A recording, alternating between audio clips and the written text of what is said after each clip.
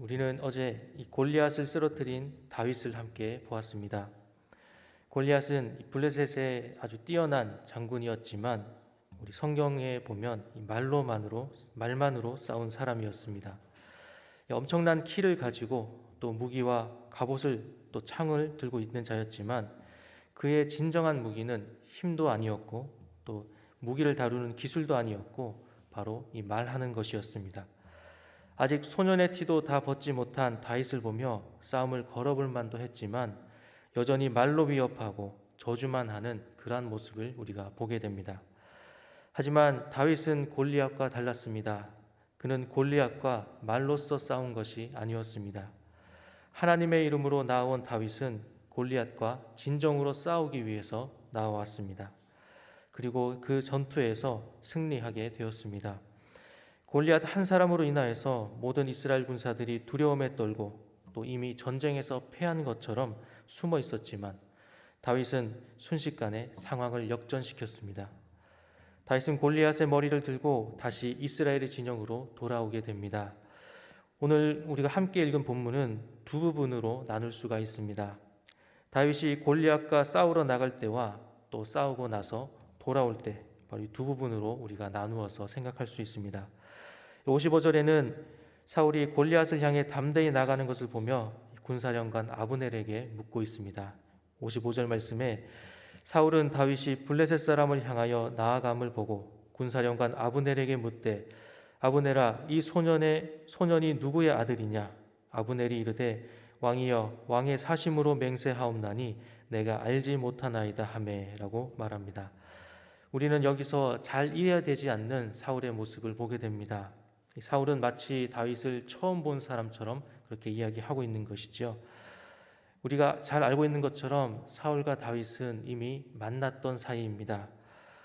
이 사울에게 여호와의 영이 떠나고 그가 이제 두려움 가운데 이렇게 떨고 있을 때에, 괴롭힘을 당하고 있을 때에 이 신하들마저도 이 사울이 두려움에 떨고 있는 것을 알게 되었지요. 그래서 이 수금 타는 자를 불러들여서 수금을 타면 이 악령으로 인하여서 두려움에 떨고 있는 이 사울이 안정을 찾게 될 것이다라고 이야기하면서 이 다윗을 추천하게 됩니다. 그래서 다윗은 추천을 받아서 사울 앞에 가게 되는 것을 우리가 함께 보았습니다. 이 사울이 발작할 때마다 안정을 위해서 다윗은 궁으로 들어가서 이 수금을 타고 또 사울이 다시 평안함을 얻을 수 있도록 그렇게 하는 것을 우리가 보았습니다. 또한 뿐만 아니라 사울의 신임을 얻고 또 무기 드는 자로서도 임명받는 것을 우리가 보았지요. 이렇게 사울이 다윗을 알지 못한다라는 것은 우리가 볼 때 잠시 이해되지 못하는 그런 모습으로 보게 됩니다. 이러한 사울의 모습에 대해서는 여러 의견들이 있습니다. 첫째는 사울이 정신이 이상해져 있을 때에만 다윗이 왔기 때문에 다윗을 기억하지 못했을 것이다라고 이렇게 생각하는 분들도 있고, 또 두 번째는 다윗이 사울에게 가서 수금을 탔었던 그때는 일시적인 아주 잠시 동안의 일들이었기 때문에 이제는 시간이 많이 흘러서 사울이 다윗을 잊어버렸을 것이다 라고 생각하는 그런 학자들도 있습니다. 그러나 가장 타당해 보이는 것은 사울이 누구인지 모르고 이 아브넬에게 물은 것이 아니었다라는 것입니다. 사울에 이렇게 묻지요. 아브넬아, 이 소년이 누구의 아들이냐라고 묻습니다. 이 다윗의 아버지가 누구인지 묻는 것이지요. 이 다윗을 몰라서 물은 것이 아니라 골리앗이라고 하는 이 거대한 적 앞에 나아가는 용감한 이 다윗이 어떠한 혈통과 또 신분을 가지고 있는지를 궁금해했다라는 것입니다. 누구의 아들 누구 혹은 누구의 자손 누구라고 하는 이러한 표현은 그 사람을 표현할 때 성경에서도 우리가 보게 되는 표현 방식이기도 합니다. 베드로에게 예수님께서도 이 바요나 시모나라고 말씀하셨을 때에 이 바요나라고 하는 말이 요나의 아들을 뜻하는 말이지요. 그래서 사울이 다윗을 보면서 아브넬아, 이 소년이 누구의 아들이냐라고 물은 것은 우리가 이해할 수 있는 그런 표현으로 우리가 볼 수 있습니다. 그리고 사울은 두 번째 다윗의 아버지가 누구인지 묻게 됩니다. 바로 이 골리앗을 이기고 다윗이 돌아올 때이지요. 57절과 58절에 말씀합니다. 다윗이 그 블레셋 사람을 죽이고 돌아올 때에 그 블레셋 사람의 머리가 그의 손에 있은 채 아브넬이 그를 사울 앞으로 인도하니 사울이 그에게 묻되 소년이여 누구의 아들이냐 하니 다윗이 대답하되 나는 주의 종 베들레헴 사람 이새의 아들이니이다 하니라 라고 말합니다. 사울은 이 살아서 돌아온 것만이 아니라 골리앗을 이기고 돌아온 다윗을 부릅니다.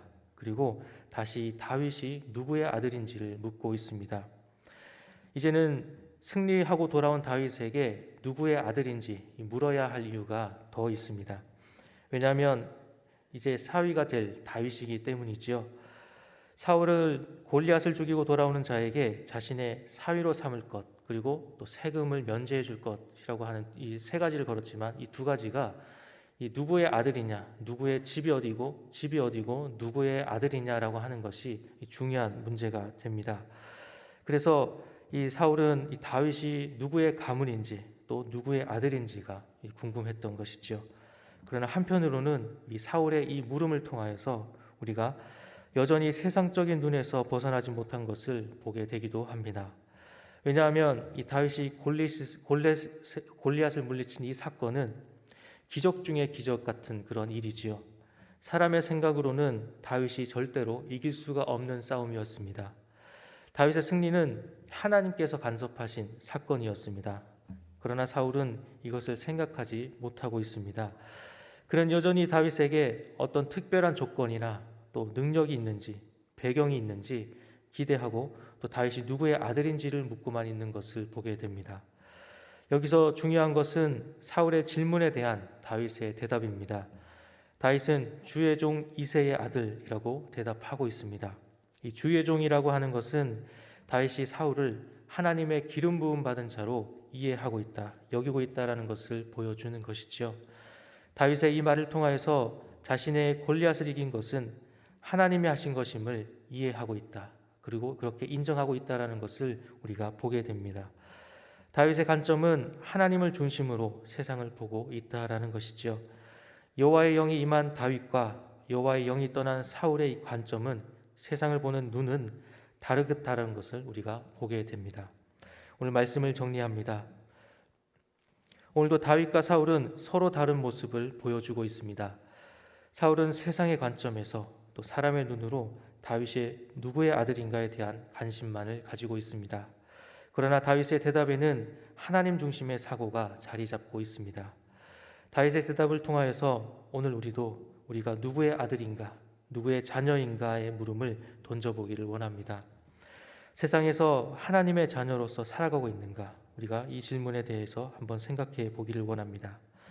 예배를 드릴 때만이 아니라, 주일만 한정되어서만이 아니라 하나님의 자녀로 고백되는 우리의 하루하루가 되기를 소망합니다. 다 함께 기도하시겠습니다.